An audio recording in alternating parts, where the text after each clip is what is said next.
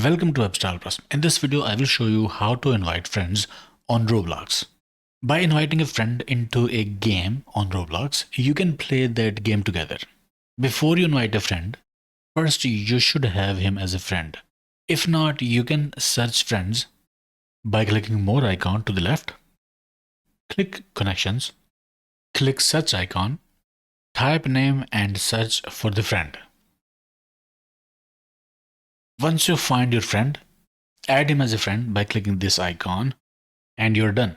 After that, go to home page, select a game. From the game page, click users icon that is next to the play button. Select invite connections option. From here, you can invite any of your available friends by clicking invite button. After you have invited your friend, you will be able to play the game together.